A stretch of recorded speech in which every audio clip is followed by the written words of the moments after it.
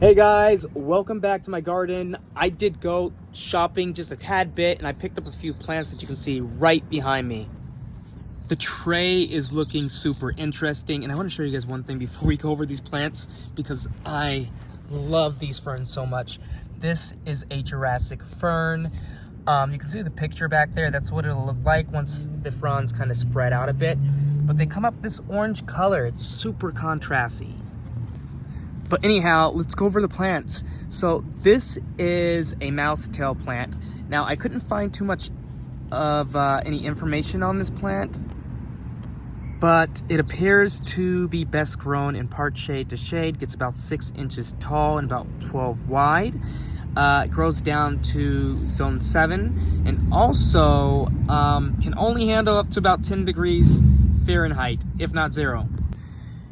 It would be a lifetime event if we were ever to get down to about 0 degrees or even 10 degrees Fahrenheit, as I've only seen it get down to the teens here in my area, usually around like 18 degrees at the lowest.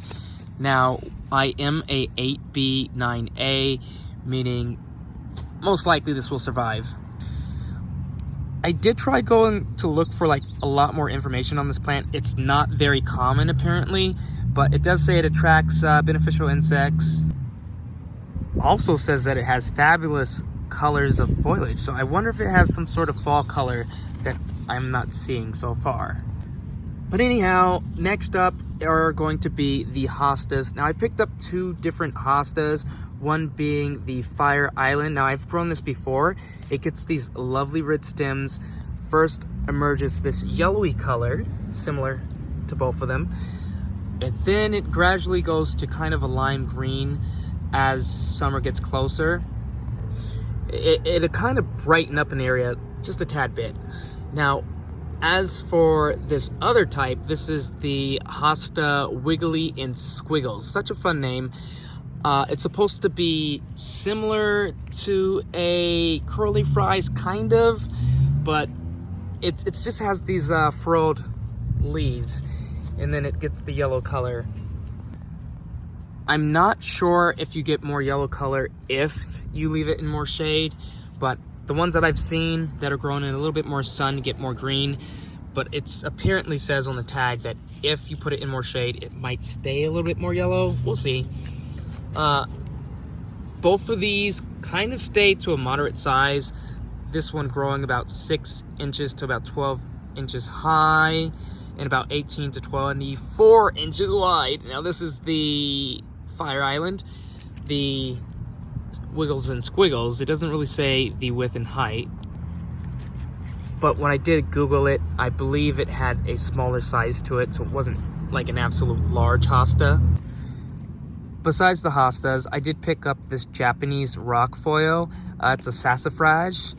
Now it's supposed to stay on the smaller side, loves shade to part shade. The most interesting thing about this plant is the red lovely stems on it. I think it does pair well with possibly heuchera, maybe a few smaller other plants that really don't take up too much space. I believe I'm gonna just put one of these down beneath my flamethrower redbud tree, which hasn't currently leafed out, so it's still spring, or just begun to be spring. This will bud, this will leaf out, and hopefully provide some cover to this since this isn't gonna like too much sun. And as with all my plants, it's probably best I add in a tad bit of compost into the planting area. Make sure to mix it with your native soil. Since I'm not too familiar with this plant, I'm not gonna mess with its roots too much. We'll just tamp it in nice and neat and give it a good water. All right, something happened to the last one. I took it out of its container and it completely fell apart. Now, hopefully, since it is a root, it just becomes multi-plants. And here's the other parts that fell off as soon as I took it out the container. As for the rest, I'm really just contemplating the area, so I kind of like did this triangle thing. 1, 2, 3, 4, 5. And the reason why is because there's kind of already a yellow hosta in this area, so it kind of makes a pyramid a bit. And then I was thinking of putting one of the curly ones over there. I'm thinking it'll make for a pretty nice little yellow area.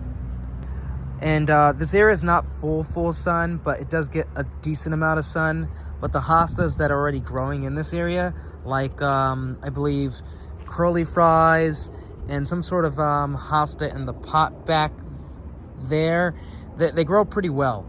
So they're under Japanese maple trees. Maybe they'll do well, maybe they won't.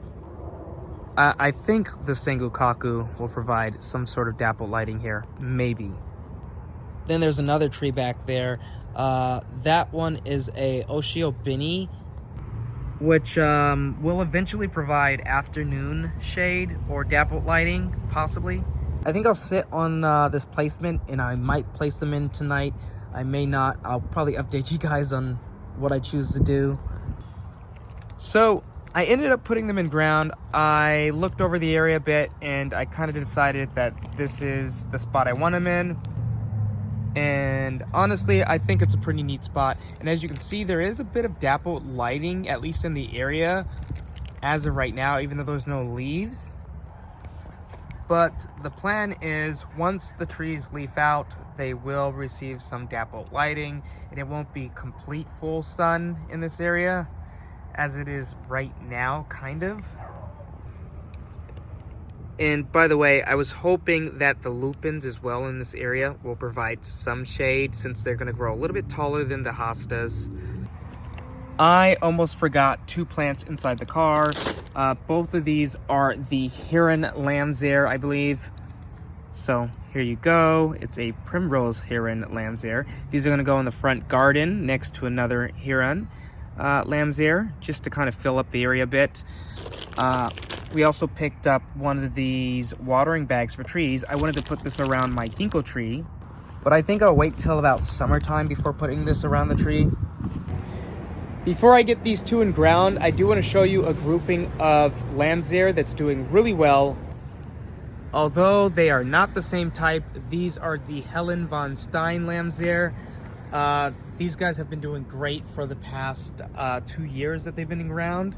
So they kind of spread and get a bit bigger in the areas that you place them. And here is where I plan on putting the new Lambsare. So we got one off in this corner here, and then another back there. Here's the original plant, the first heron plant that we put in ground. It's been in ground for about a year, and as you can see, it's gotten pretty gosh darn spacious. Hopefully we'll keep it maintained in that area, and then it should go in a bit of a drift here. In this area, I already have drip irrigation, and I had to move back the mulch so I don't accidentally, cut deep into this with the shovel. Now, we did make our holes already, one here and one here. It's also nearby where there's a ton of ants. So, hopefully everything does well here, which I'm pretty sure it will. These guys are very drought tolerant, and usually I get away with not even having to water them, but since they are in a drip irrigation area, they'll be all right. Alrighty, this looks fantastic. It's in the front garden area. There's a section that is kind of unmaintained right now, but I do plan on getting this area fixed up. The plan really is to dig out all the weeds, put some flagstone in for a walking pathway so I can at least work in this garden area. But the pathway is not going to be super long. It's going to be narrow. I do want to extend the garden a bit, at least on this side, since there's nothing placed here yet. I was thinking putting some onions here, maybe some straw flowers, and see where we go from there. I want to say mostly annuals and perennials for right now, until I can choose some shrubs and whatnot that I think would fit for this area. I'm also going to wait to put these saxifrages back in ground, because I want to see just how wide some of the hostas and some of the other plants that are already in ground get, because I have an idea on where I want to put these, but I'm not sure yet. But I'll see you guys next time. Peace.